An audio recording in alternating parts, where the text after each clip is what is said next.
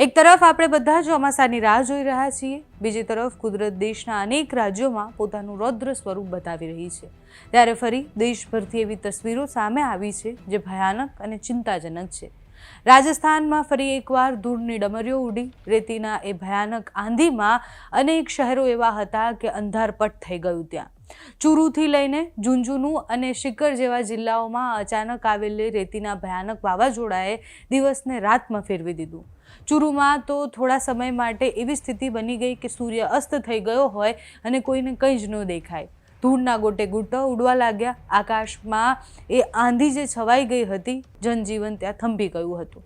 આની પહેલાં પણ એ વિસ્તારમાં એ સ્થિતિ થઈ હતી કે જ્યારે આંધી આવી હતી અને રેતી જે રીતના ઉડી અને શહેરોમાં આવી હતી, એ બધા જ શહેરોમાં અંધારપટ થઈ ગયું। જ્યારે ઉત્તર પ્રદેશના બુંદાયુમાં ભારે વરસાદ સાથે કરા પણ પડ્યા હતા। અનેક વિસ્તારો એવા હતા કે જ્યાં ભારે વરસાદ અને વાવાઝોડું આવ્યું। વાવાઝોડાના કારણે અનેક દુર્ઘટનાઓ બની। આ દરમિયાન એક વિશાળ વૃક્ષ પડવાના કારણે એક યુવકનું મૃત્યુ પણ થઈ ગયું। દેશની રાજધાની દિલ્હીની પણ કંઈક આ જ સ્થિતિ હતી। દિલ્હીમાં પણ કુદરતી તોફાને એવી તહેસ નહેસ અને એવી બરબાદી મચાવી કે ત્યાં વાવાઝોડાની તબાહીએ અનેક છાપરા ઉડાડી દીધા, અનેક વસ્તુ ધરાશાયી કરી દીધી। કલાકમાં 92 કિલોમીટર સુધીની ઝડપે પવન ફૂંકાયા અને ભારે પવન ફૂંકાવાના કારણે જનજીવન જે છે એ ત્યાં થંભી ગયું।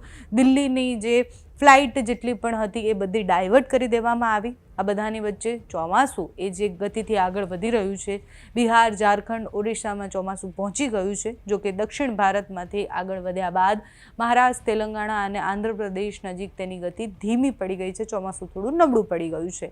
ઉત્તર પૂર્વ દિશામાં તે ઉત્તર પ્રદેશ છત્તીસગઢની સરહદ સુધી પહોંચ્યું છે।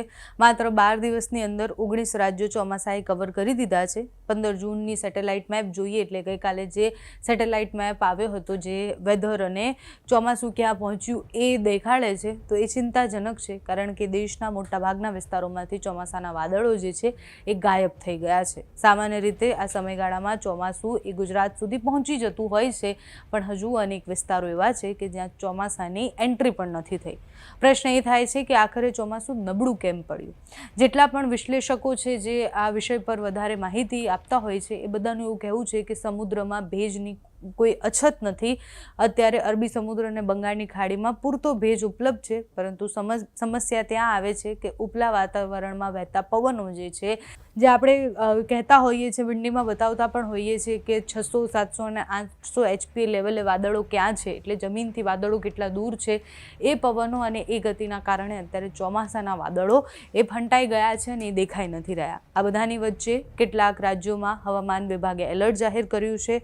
અનેક જિલ્લાઓમાં 40 થી 60 કિલોમીટર પ્રતિ કલાકની ઝડપે પવન ફૂંકાવાની અને વાવાઝોડાની જે આગાહી છે એ કરી દેવામાં આવી છે।